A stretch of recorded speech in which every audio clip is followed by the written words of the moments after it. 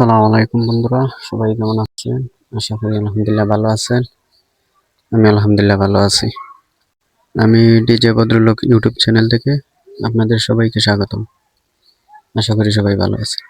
আজকে আমরা যে বিষয় নিয়ে কথা বলার জন্য এসেছি সেটা হলো ক্যাপকাট। ক্যাপকাট দিয়ে বর্তমানে যে প্রসেসিংগুলো হয়, যে এডিটিংগুলো হয়, অনেক অ্যাপসের মধ্যে সেগুলি পাওয়া যায় না।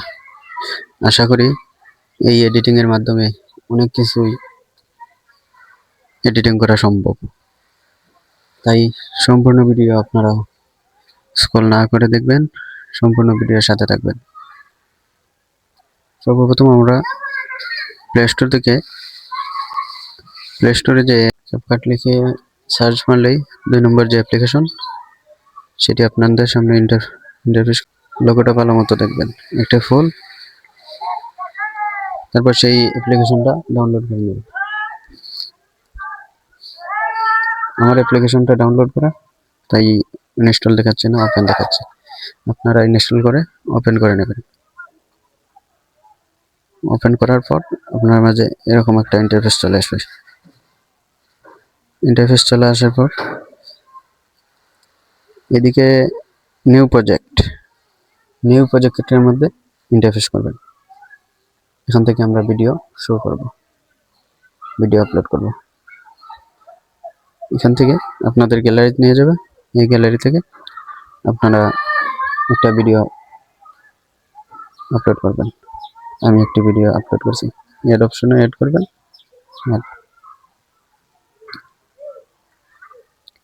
তারপর আপনাদের সামনে এরকম একটা ইন্টারফেস চলে আসবে।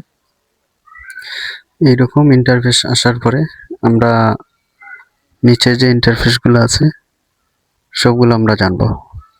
তার মধ্যে আমরা সর্বপ্রথম জানবো এডিট। যে অপশনটা আছে আমরা সেটার সাথে পরিচয় হব, এটার কি কি কাজ আছে এগুলো শিখবো। তার জন্য আমরা প্রথমে এডিট অপশনে ঢুকবো।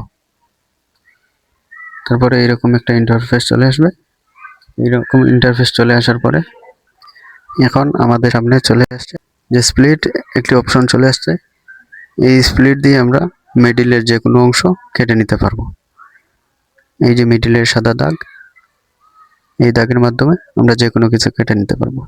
এই যে এখন আমাদের সামনে যে সাদা দাগ মিডিল থেকে এটা মিডিলে টাচ করা আমাদের আলাদা পার্ট করে দিয়েছে।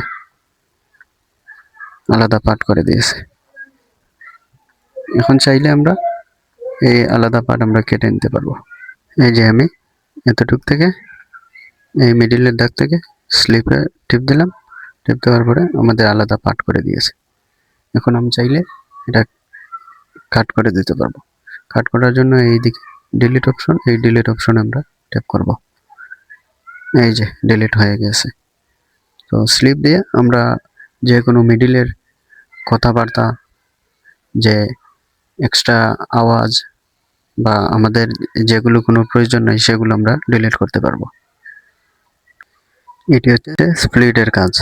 এখন আমরা চলে যাব দ্বিতীয় অপশনে যাওয়ার জন্য এই যে কর্নারে অপশনটা, এটার মধ্যে আমরা ক্লিক করব। ক্লিক করার পরে এই জায়গায় আসছে অডিওতে ক্লিক করব। আমরা ট্যাপ করে দেব। সাউন্ডে ট্যাপ করে দেওয়ার পরে আপনাদের ফাইলে যতগুলো রেকর্ড আছে সবগুলো শো করবে। আপনি চাইলে যে কোনো কিছু অ্যাড করতে পারবেন। অ্যাড করে দেওয়ার পরে আপনারা চাইলে এই অডিও কাটতে পারবেন। অডিও কাটার সিস্টেম আছে, স্লিপের মধ্যে দিয়ে অডিও কাটতে পারবেন। চাইলে ভলিউমটা কমাতে পারবেন, বাড়াতে পারবেন।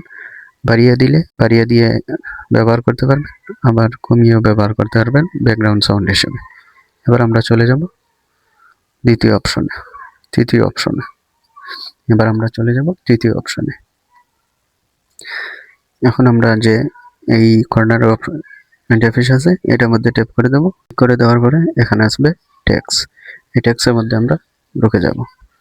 টেক্সট ইন্টারফেস করার পরে এখানে আমাদের কাছে এড টেক্সট আসবে। এড টেক্সটে আমরা ক্লিক করে দেব।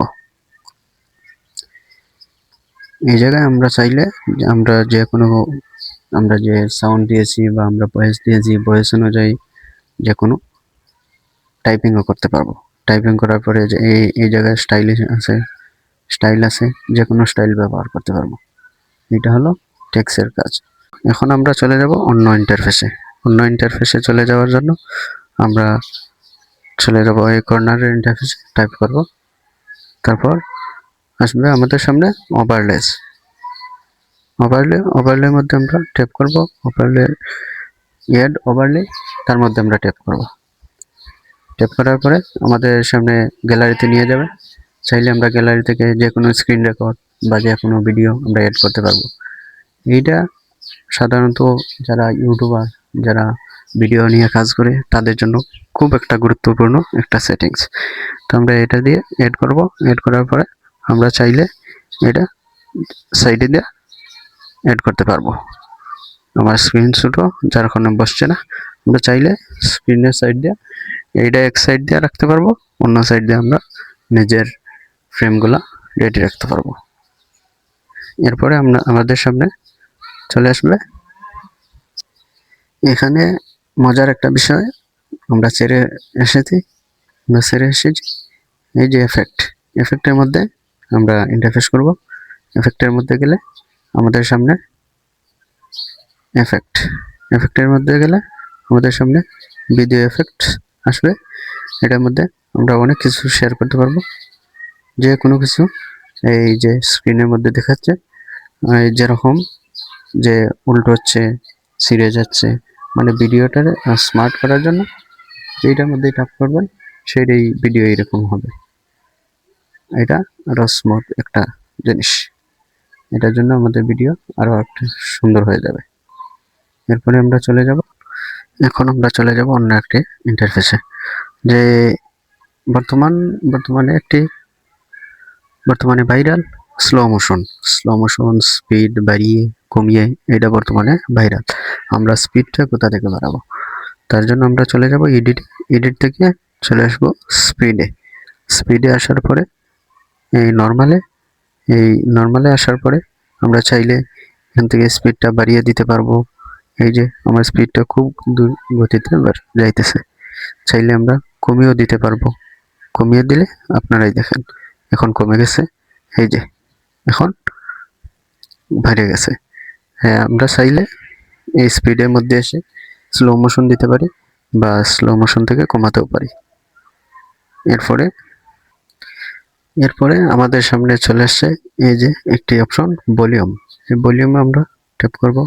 ট্যাপ করার পরে আমরা চাইলে অনেক সময় দেখা যায় যে ভিডিও করার সময় আমাদের সাউন্ড ভলিউম কমে যাচ্ছে, আবার অনেক সময় দেখা যায় যে আমাদের ভলিউম বেড়ে যাচ্ছে।